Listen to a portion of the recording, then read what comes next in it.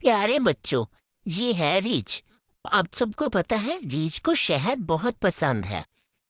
ایک دن اس کا دل کیا کہ وہ شہد کھائے۔ اس نے اپنی الماری میں دیکھا تو اس کو شہد کہیں بھی نہیں ملا۔ اس نے دیکھا، او ہو، شہد تو ختم ہو گیا ہے۔ اس کا تو دل کر رہا تھا شہد کے لیے۔ اس نے دیکھا شہد کا جار تو خالی پڑا ہوا ہے۔ اس نے سوچا کہ اب میں شہد کہاں سے لوں؟ تو اس نے سوچا کہ اب میں جاتا ہوں گھر سے باہر تو شہد ڈھونڈ کر لاتا ہوں۔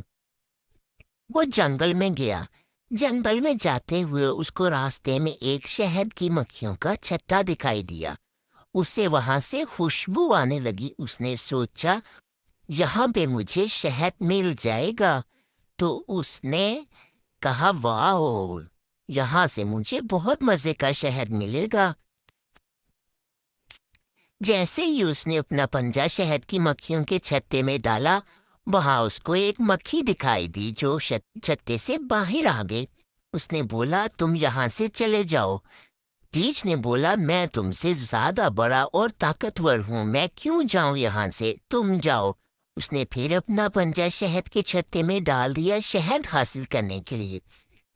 تو مکھی آئی اور وہ آ کر اس کی ناک پہ بیٹھ گئی، اور جیسے ہی ناک پہ بیٹھی اس نے اس کی ناک پہ ڈنگ مار دیا۔ مکھی کے ڈنگ مارنے سے ریچھ کا ناک لال ہو گیا اور وہ غصے سے بولا تم جاؤ یہاں سے، تم کیوں مجھے تنگ کر رہی ہو؟ تو اس نے ایک چھری ڈھونڈی تاکہ وہ مکھی کو یہاں سے بھگا سکے۔ جیسے ہی اس نے چھری اٹھا کر ادھر ادھر مکھی کو مارنے کی کوشش کی، مکھی پھر سے اپنے چھتے میں چلی گئی۔ اس نے سوچا اب تم یہاں سے کیسے بچو گی؟ جیسے ہی ریچھ نے چھتے پر چھڑی ماری تو وہ چھتا ٹوٹ کے نیچے گر گیا، اور اتنی زیادہ اس میں سے مکھیاں نکل آئیں اور اتنی آواز آنے لگی، اور وہ آواز بڑھتی رہی۔ ریچھ نے دیکھا یہاں سے تو بہت زیادہ مکھیاں آ گئی ہیں۔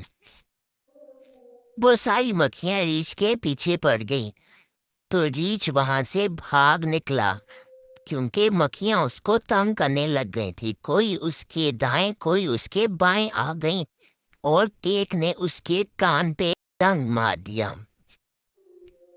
اور ایک شہد کی مکھی نے اس کی کوہنی پر ڈنگ مار دیا، اور وہ بھاگنا شروع ہو گیا۔ جیسے ہی وہ بھاگا، شہد کی بہت ساری مکھیاں بھی اس کے پیچھے بھاگیں۔ کچھ نے اس کے بازو پہ، کچھ نے اس کے پاؤں پہ، کچھ نے اس کے کان پہ ڈنگ مار دیا۔